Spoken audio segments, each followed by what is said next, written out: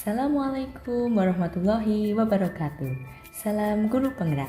Perkenalkan, nama saya Ana Wibawani Prastianingsih, calon guru penggerak angkatan 9 dari SMA Negeri 1 Pelupuh, Kabupaten Sragen.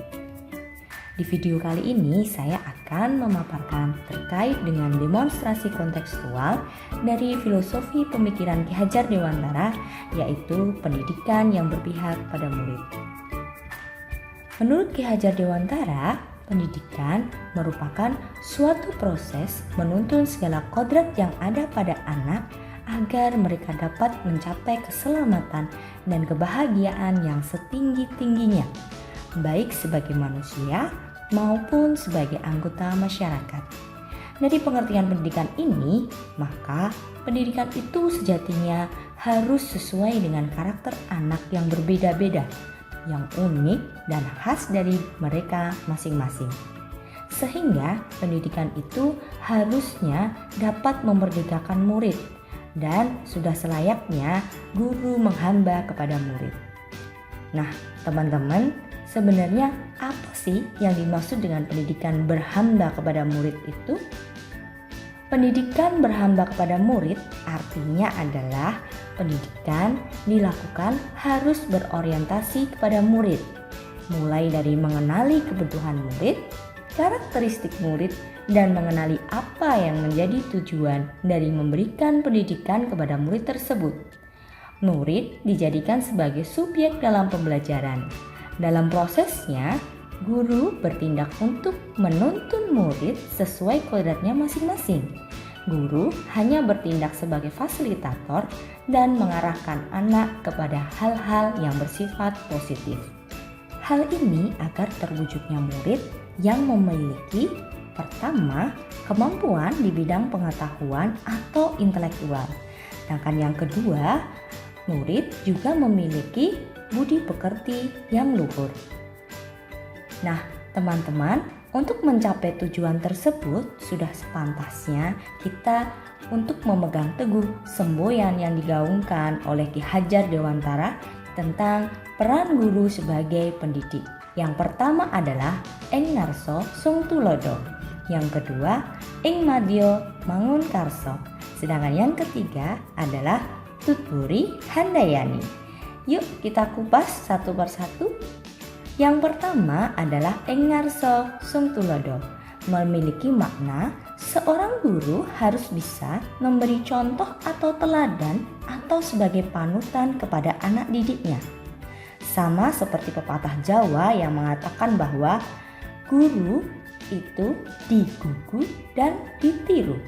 Artinya, semua hal yang dilakukan oleh guru akan menjadi panutan dan akan dicontoh oleh muridnya. Oleh karena itu, sebagai guru, mari kita memberikan teladan yang baik untuk murid-murid kita tercinta yang teman-teman.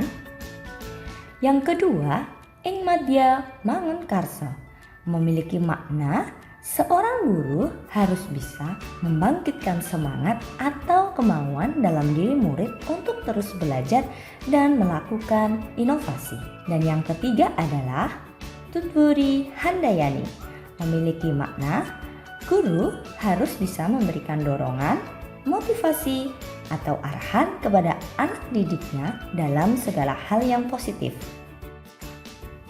Nah, untuk memahami dan menerapkan ketiga semboyan Ki Hajar Dewantara tersebut, diharapkan guru mampu memberikan pendidikan yang berpihak kepada murid dengan cara memberikan kemerdekaan dalam belajar, menyesuaikan dengan kodrat alam dan kodrat zaman yang berlaku, dan juga berpikir kreatif, inovatif yang mengembangkan minat dan bakat murid.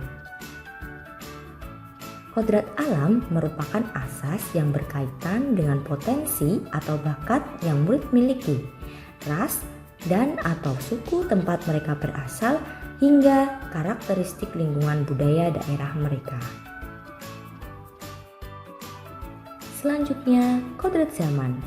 Tahukah teman bahwa pendidikan itu harus mampu membawa kebudayaan kebangsaan ke arah kemajuan yang sesuai dengan kecerdasan zaman, kemajuan dunia, dan kepentingan hidup lahir dan batin rakyat pada setiap zaman dan keadaan. Teman-teman, jika kita perhatikan, perkembangan teknologi saat ini sangatlah pesat. Oleh karena itu, sudah selayaknya pendidikan dilakukan seiring mengikuti perkembangan teknologi sehingga pembelajaran mereka menjadi lebih efektif dan berarti di zamannya. Agar dapat menciptakan lingkungan pembelajaran yang berpihak pada murid, di sekolah saya telah menerapkan kegiatan-kegiatan untuk mewujudkan pemikiran Ki Hajar Dewantara. Di antaranya yang pertama, melaksanakan pembelajaran yang bervariasi dengan memanfaatkan teknologi, alam sekitar, dan media yang tepat. Yang kedua, dengan penambahan program ekstrakurikuler untuk menampung kreativitas dan inovasi murid sesuai minat dan bakatnya.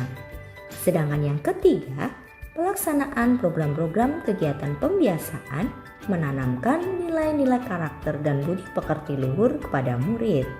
Namun, dalam pelaksanaannya masih banyak terdapat kendala, tantangan yang mengakibatkan masalah-masalah di dunia pendidikan, khususnya pendidikan yang berpihak pada murid ini, teman. Mari kita simak apa saja di antaranya. Yang pertama, datang dari sudut pandang kita sebagai pendidik, yakni masih banyak sekali guru yang menggunakan pendekatan pembelajaran yang berpusat pada guru atau biasa disebut dengan teacher center.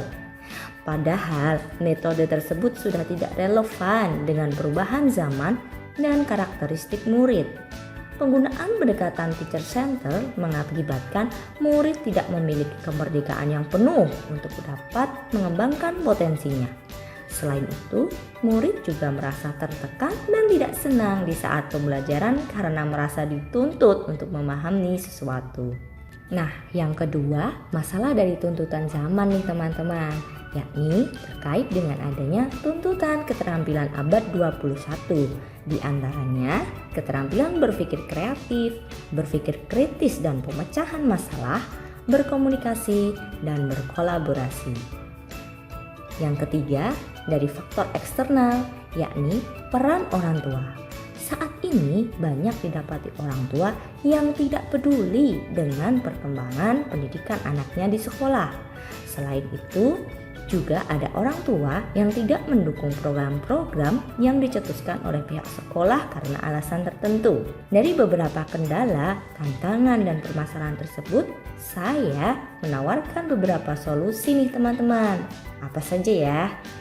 Yang pertama, mari kita sebagai guru membiasakan menggunakan model pembelajaran yang variatif dan inovatif untuk memperkuat pengetahuan dan keterampilan abad 21 untuk murid baik di kelas maupun di luar kelas. Yang kedua, yuk libatkan orang tua dalam pendidikan anak di sekolah.